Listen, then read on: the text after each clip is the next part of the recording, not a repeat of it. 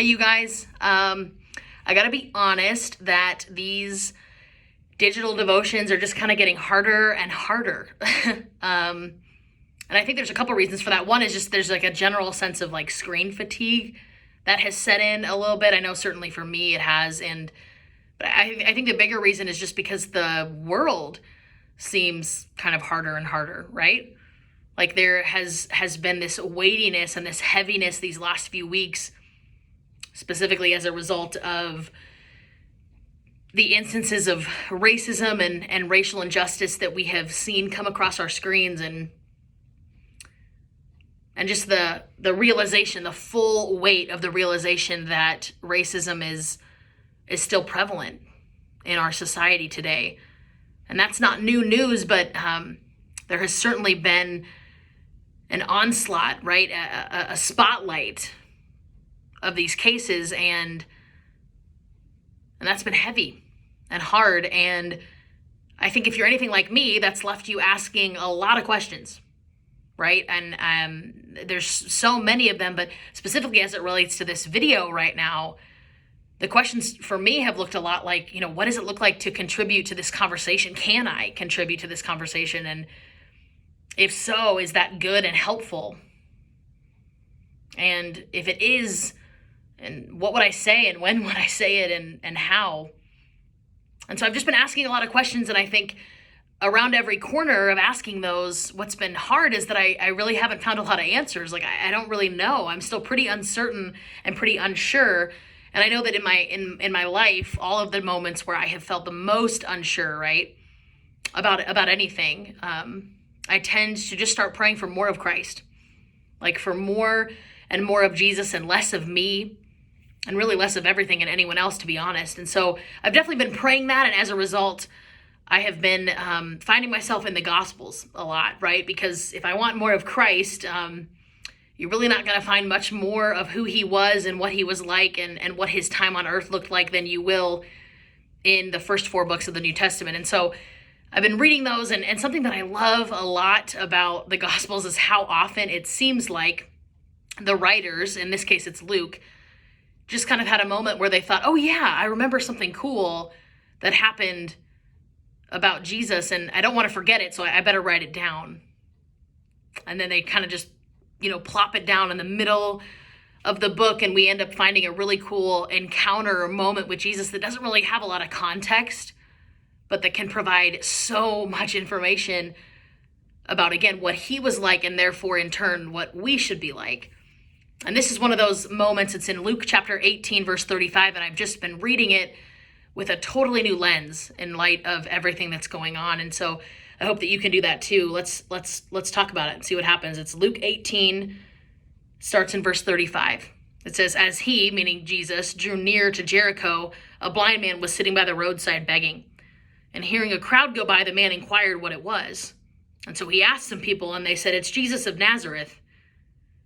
And the man cried out, Jesus, Son of David, have mercy on me. But some people who were standing in front of him rebuked him and told him to be quiet.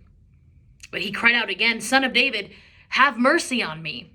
And this time Jesus stopped and commanded that the man be brought to him. And when he came near, Jesus asked, what do you want me to do for you?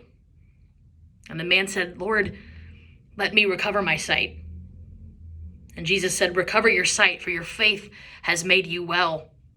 And immediately the man saw and started following Jesus, glorifying God. And all of the people, when they saw this, started praising God too.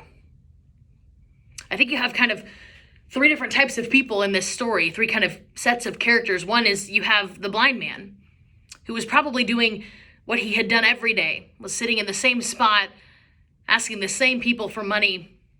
But this day there probably was a distant murmur of voices off in his ears. And then he probably started to hear those voices get louder, and then he probably started to hear their footsteps as they were approaching, and then he might have even felt the dust around him start to kick up. And he wanted to know what was happening, what was causing this commotion, and so he asked, and so people told him it's Jesus. And no doubt at this point, this man had probably heard about Jesus. He had probably heard passerbyers talking about miracles that they had seen him work. And so no doubt this man thought, this is my chance. You see, something about this blind man was not as it ought to be. It was broken, not as God had designed or intended. And no doubt he thought, this is the one who can fix all of that. And so he tried to get near to him, but then enter this second type of character, this second type of person in this story who's a part of this crowd that keeps him from Jesus. They might have said things like, no, you're not important enough. Your story, your brokenness, your suffering, it doesn't matter enough for Jesus. He's got bigger things to do. He's too busy. Just be quiet. And then enter Christ, who in fact didn't have bigger and better things to do, who in fact wasn't too busy, who in fact did find that this man and his story mattered enough even for him to ask a question, right? What do you want me to do for you? How can I help you? How can I enter in to your brokenness today? And I just wonder if we plucked this story straight out of the New Testament and we dropped it into 2020, if we wouldn't be seeing some of the same things unfold, right? Like there is a group of people right now who, I know it's for different circumstances, but because of the color of their skin, are experiencing brokenness, are suffering, and their lives are quite simply put not as they ought to be, certainly not as God designed or intended. And then you have another type of person right now who's a part of this crowd, some of which are Christ followers, who's saying, no, this doesn't matter enough. There's bigger and better things to do. Your experiences and your stories, they don't really matter enough. And I'm just so grateful that the same Jesus who is in this story, in this blind man's story, is the same Jesus who is alive and well and working today. And is entering in, if he could be here in person, would be saying, I have time. Like, I'm not too busy. There's actually not more important things to do right now. I will listen. I will ask questions. I will enter into your brokenness and be a vessel of change for you in your life. And as Christ followers, we know that we are to look to Jesus by definition as our greatest example. And so I just wonder what we can learn from him. And certainly I wonder if we have a warning here of not being a part of a crowd of people that's keeping others from getting to Jesus, but being a part of a crowd of people that's actually making ways for more and more and more people to get to him, right? That is the church. And so I, for one, want to be guilty of the latter and not the former. And so that's why I'm praying for more and more and more of Christ in my life personally, so that I can be convicted of those moments, but also more of Christ in our country, in our cities, in our community, and certainly in our church.